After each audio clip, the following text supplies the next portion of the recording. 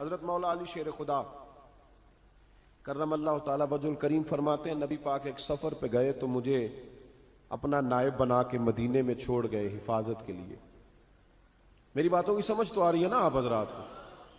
حضور مجھے چھوڑ گئے، کہتے ہیں میرے پاس مال غنیمت کے تھوڑے سے پیسے تھے، میں سونے کا ایک ہار لایا، ایک لاکٹ لایا اور سیدہ فاطمہ کو تحفہ دیا پہلی دفعہ، سونے کا ہار انہوں نے پہن لیا. نبی پاک علیہ السلام کا طریقہ مبارکہ یہ تھا کہ حضور جب سفر پہ جاتے تھے تو سب سے آخر میں سیدہ فاطمہ کے گھر جاتے اور جب واپس آتے تو سب سے پہلے آتے، سب سے پہلے. حضرت علی کہتے ہیں قاصد آیا، اس نے آ کے بتایا کہ کل نبی پاک واپس آ جائیں گے. سیدہ فاطمہ بڑے دنوں سے انتظار کر رہی تھی کہ حضور آئے نہیں، اتنے دن ہو گئے. جب جا کے بتایا نا کہ کل حضور آئیں گے تو کہتے ہیں سیدہ نے صبح سے صفائیاں شروع کر دی، کھانا پکایا اپنے محبوب کے لیے، حضور کے لیے بہترین کھانا بنایا اور بہت ساری تیاری کی. کہتے ہیں حضور آئے، حسب روایت حسب عادت، وہی مبارک عادت جو محبوب کی ہمیشہ سے تھی. نبی پاک آئے، پہلا قدم سیدہ فاطمہ کے گھر میں رکھا، السلام علیکم کہا اور سیدہ نے وعلیکم کہا تو حضور نے ان کا چہرہ دیکھا تو واپس چلے گئے. حضرت فاطمہ رونے لگ گئی. مولا علی شیر خدا کہتے ہیں میں گھر آیا تو بی بی صاحبہ زاروں قطار رو رہی. فاطمہ کیا ہوا؟ کالی پتہ نہیں، حضور سلام لیا واپس چلے گئے، ایسا کبھی ہوا ہی نہیں، پتہ تو کریں. شیر خدا کہتے ہیں میں مسجد میں گیا تو نبی پاک بھی ایک کونے میں بیٹھ کے رو رہے تھے. میں نے کہا یا رسول اللہ آپ یہاں رو رہے ہیں، فاطمہ وہاں رو رہی ہے، بات کیا ہے؟ تو نبی کریم علیہ السلام نے فرمایا وہ میری بیٹی ہو کے سونا پہنتی ہے، اگر فاطمہ بھی سونے سے پیار کرے گی تو امت کی غریب بیٹیاں کدھر جائیں گی؟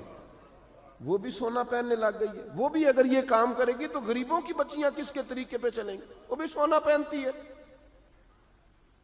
حضرت علی کہتے ہیں میں نے کہا یا رسول اللہ انہوں نے نہیں پہنا، وہ تو میں نے لا کے دیا ہے، انہوں نے خواہش نہیں کی. تو محبوب نے فرمایا اسے جا کے بتاؤ.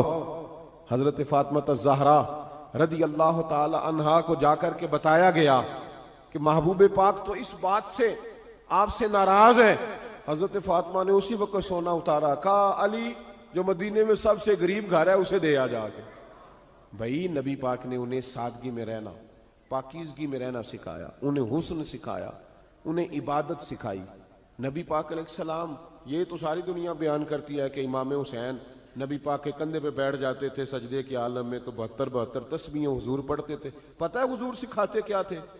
نبی پاک امام حسین کو سجدہ کرنا سکھا رہے تھے. حضور سجدہ کرنا سکھا رہے تھے، سجدہ کرنا.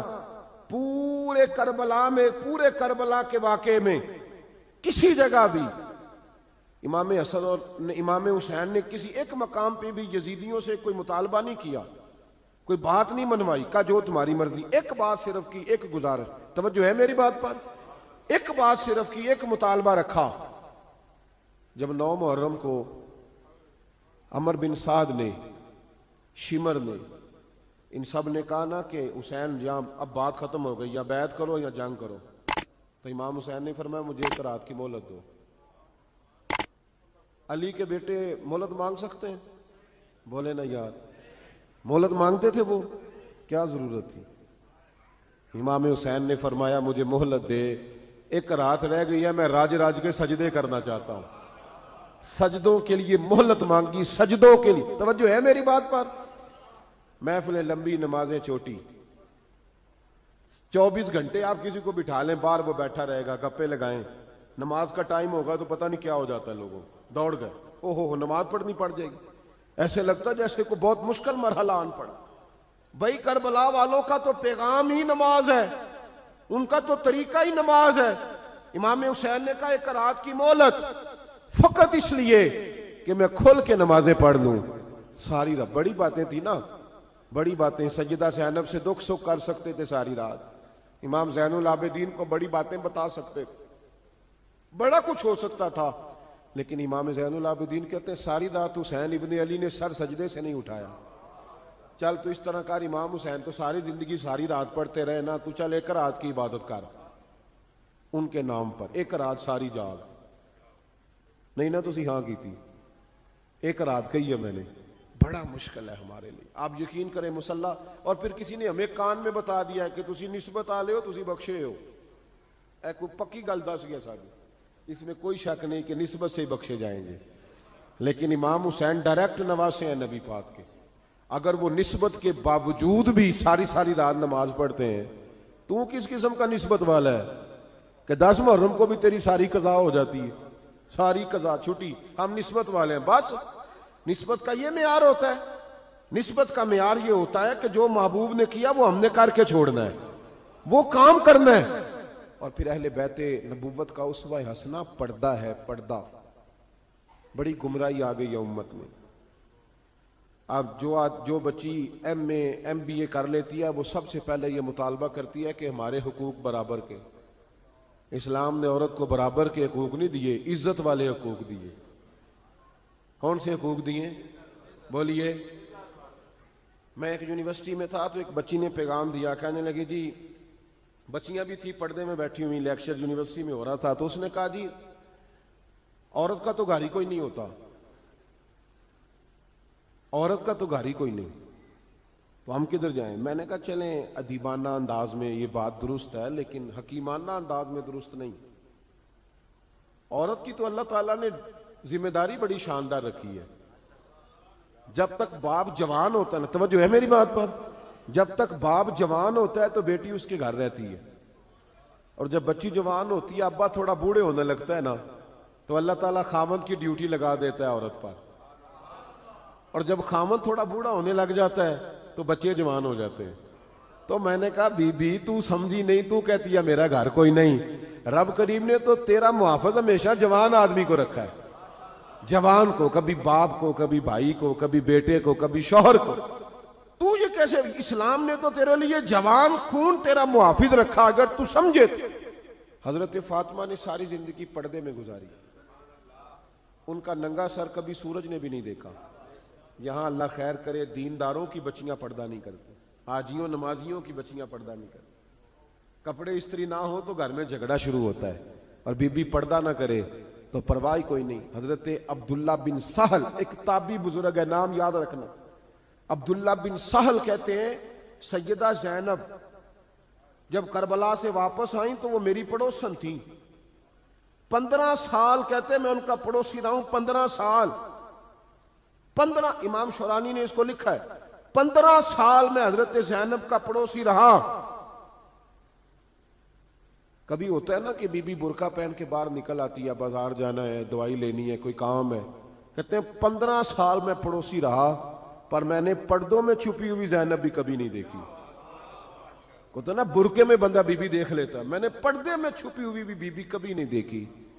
تو کربلا والوں کا تو طریقہ پردہ ہے, ان کا طریقہ. اب آخری بات سنیں, کربلا والوں کا طریقہ حوصلہ ہے, ہمت ہے. ہمارے ہاں نا خودکشیاں عام, جھگڑا عام, لڑائی عام. اس کی وجہ یہ کہ حوصلہ کوئی نہیں. ذرا سی بات کوئی بندہ برداشت کرنے کو تیار. اہل بیت کا جو طریقہ ہے نا وہ حوصلہ ہے, وہ صبر ہے.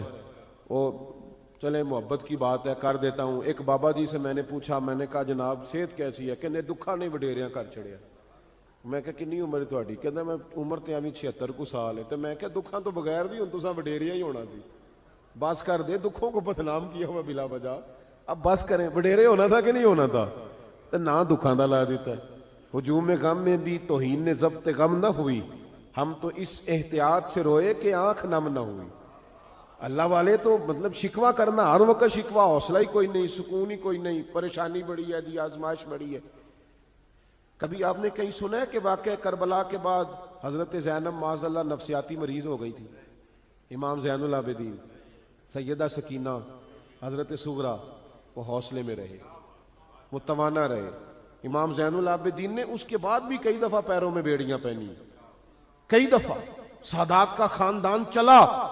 یہ جو داتا علی اجویری نے آ کے آپ کو کلمہ پڑھایا, یہ بھی سید زادے, سیدوں کا قافلہ رکا نہیں. یہ خواجہ اجمیری بھی سید زادے, غوث پاک جیلانی بھی سید زادے. یہ سادات کا سلسلہ چلتا رہا.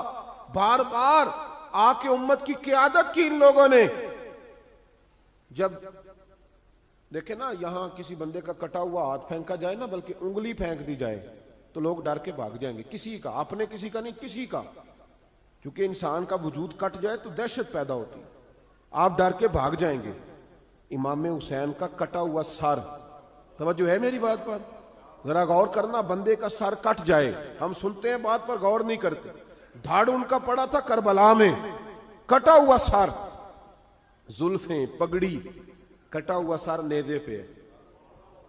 آگے آگے سر جا رہا ہے، پیچھے سیدہ زینب جا رہی، با پردہ یزید کے دربار میں پہنچی. بی بی صاحبہ پردے میں بیٹھ گئی. یزید کہنے لگا دیکھ لو اللہ نے مجھے عزت دی اور میرے دشمنوں کا معاذ اللہ کیا حال ہوا. جب اس نے یہ کہا نا تو حضرت نعمان بن بشیر صحابی بیٹھے تھے، اور ساتھ کہتے ہیں میرے ایک نابینا صحابی بھی بیٹھے تھے. حضرت نعمان بن بشیر کہتے ہیں کہ جب اس نے یہ کہا نا کہ اللہ نے مجھے عزت دی اور نقل کفر کفر نہ باشد، میرے دشمنوں کا یہ حال ہوا، تو کہتے ہیں سیدہ زینب وہاں سے اٹھ کے کھڑی ہو گئی. با پردہ سیدہ زینب کھڑی ہوئی اور فرماتے ہیں اس طرح نہیں کھڑی ہوئی کہ بیویاں روتی ہیں تو کہتی ہیں ہائے یہ ہو، اس طرح نہیں، حوصلہ، ہمت. اور جس طرح کوئی سیاںہ خطیب خطبہ پڑھتا ہے اس طرح سیدہ نے خطبہ پڑھا. پہلے اللہ کی حمد کی، پھر نبی پاک پہ درود پڑھا، اور پھر قرآن پاک کی آیت پڑھی وَتُعِزُّ مَن تَشَاءُ وَتُذِلُّ مَن تَشَاءُ. یہ آیت پڑھی. کہتے سیدہ کی آواز میں وہ روب تھا، وہ گرج تھی، وہ وقار تھا، وہ اطمینان تھا کہ وہ نابینا صحابی میرا گھٹنا ہلا کے کہنے لگے نعمان علی آ گئے ہیں دربار میں، علی آ گئے ہیں. جبریل امی بول رہے ہوں جیسے، حکمت کے گوہر رول رہے ہوں جیسے. دربار دمشق میں بی بی زینب کا خطاب منبر پہ علی بول رہے ہوں جیسے. کہ یہ تو حضرت علی کی آواز. علی آ گئے کیا؟ علی آ گئے. سیدہ زینب فرمانے لگی یزید تیری حکومت ہے تو کہتا ہے کہ اللہ نے تجھے عزت دی، ذرا وقت بدلنے دے، ذکر تیرا بھی ہوگا پر تجھ پر لوگ لعنت برسائیں گے. اور جب میرے حسین کا ذکر ہوگا تو خطیب جمعے کے خطبے میں ذکر کیا کریں گے، خطبوں میں میرے نام. بھائی حوصلہ پیدا کرے زندگی میں. ہمارے اندر حوصلہ نہیں رہا، حوصلہ نہیں، توانائی نہیں. ذرا ذرا سی بات پہ ہم بگڑتے ہیں، ناراض ہوتے ہیں. اپنی طبیعتوں کو اکٹھا کریں. پہلا سبق یہ عرض کیا ہے کہ اہل بیت سے پیار کریں، بحث چھوڑ دیں. صحابہ سے پیار کریں اور بحث، نبی پاک کا میلاد منائیں اور بحث کرنی چھوڑ دیں. اور دوسری بات یہ کہ اہل بیت کا طریقہ فقر و فاقہ ہے، ان کا طریقہ سخاوت ہے، ان کا طریقہ پردہ ہے، ان کا طریقہ عبادت ہے، ان کا طریقہ حوصلہ ہے. حوصلہ مند زندگی گزاریں، توانائی والی زندگی گزاریں.